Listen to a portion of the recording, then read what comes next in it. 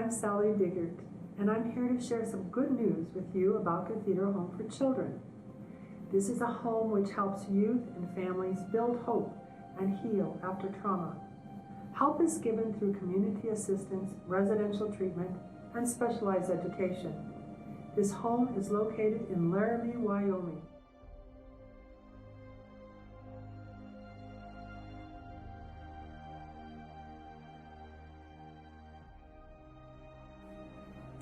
First, what is my connection to Cathedral Home for Children? Well, in 1999, a dear family friend who was a longtime Cathedral Home board member thought it would be a good fit for me to become a board member since my professional background is in speech pathology and special education. My tenure as a board member began at the onset of a capital campaign for an on-campus school expansion with a wing focusing on the deaf and hearing impaired children at the home.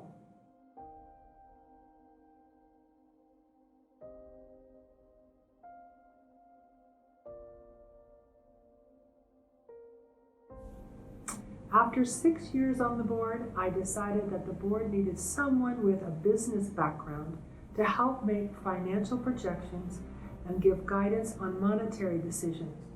So I came home from a board meeting and told my husband I was going to resign. He was shocked, but then I told him that he was going to be my replacement. Now, Jeff was not a business person who relished the idea of sitting on boards, but he knew the impact that the home made on kids, and he readily joined the ranks. He was a member of the Cathedral Home for Children board for 13 years until his death. Our middle daughter, Natasha Harris, now sits on the board in her father's place and has established her own role with the board of directors. It has been a family commitment for quite some time and continues to be so.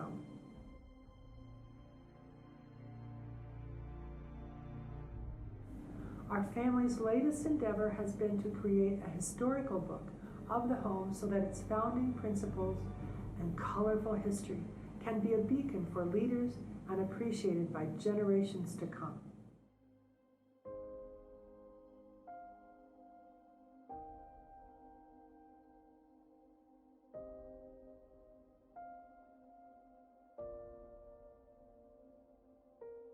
Jeff and I knew that we needed someone with a strong background of the home to guide us with writing the book.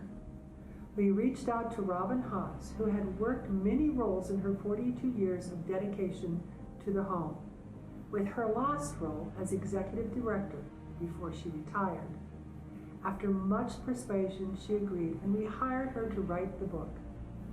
Following Jeff's death, Robin graciously requested that her fee be waived and gifted her work in honor of our family and Cathedral Home for Children. As we progressed with the book, it became a more collaborative effort with writing and editing the book together.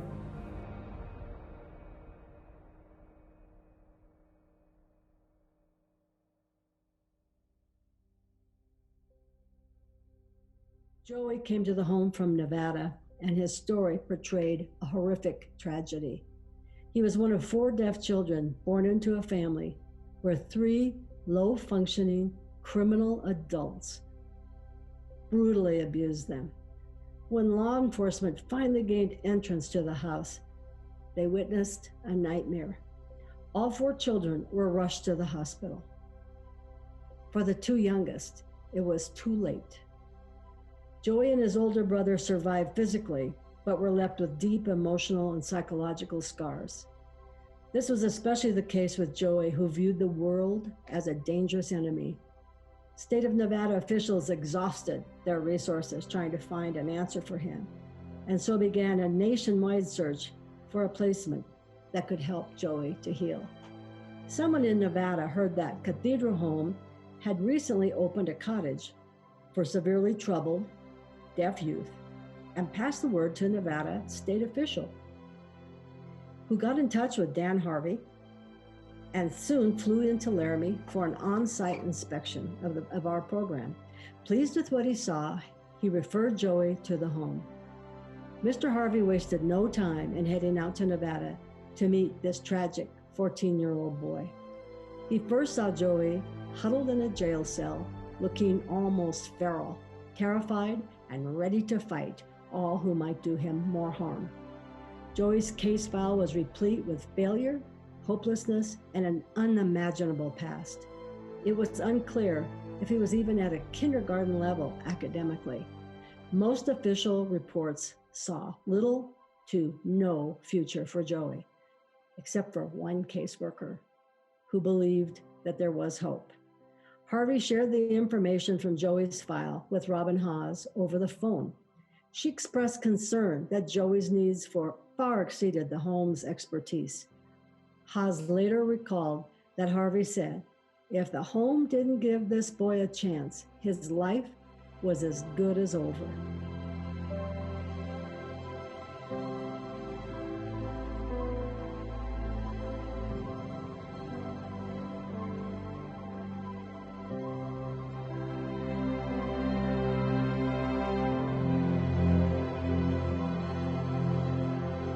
So truly, this is a book of commitment, faith, hope, and belonging. Thank you.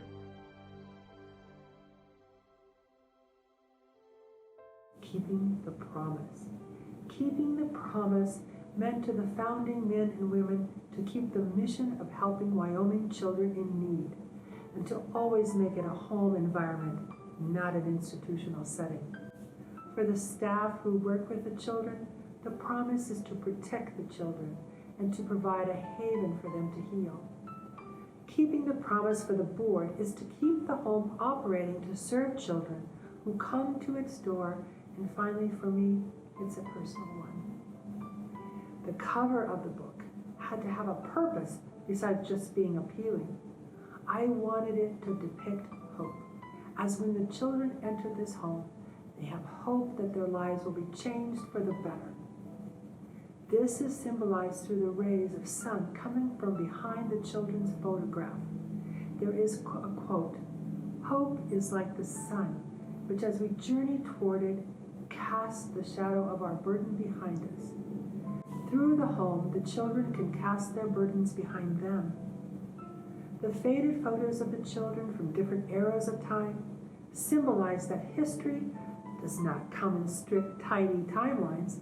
There are overlapping of ideas, philosophies, events, and so on.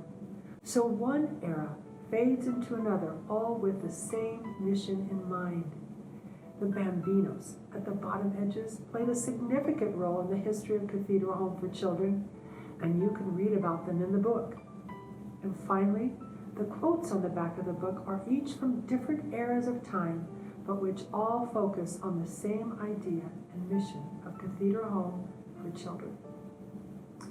Through the course of getting this book accomplished, I've developed a deep sense of respect for the Wyoming Episcopal Diocese, its past leaders, its benevolent donors, and local congregations throughout history, for their resolve and wisdom to have created a foundation so sound it has been woven into the fabric of this home for over a century. We are so grateful for the groundwork they laid and for their unconditional love for the children. The inscription I write in each book I give to family and friends is the lessons I've learned through the development of this book. I will leave you with my inscription. All endeavors begin with hope. All depend upon faith, and faith brings joy. I hope that you will enjoy reading Keeping the Promise and are touched by its loving story. Happy anniversary, Cathedral Home for Children. This book is the gift for your 110th anniversary.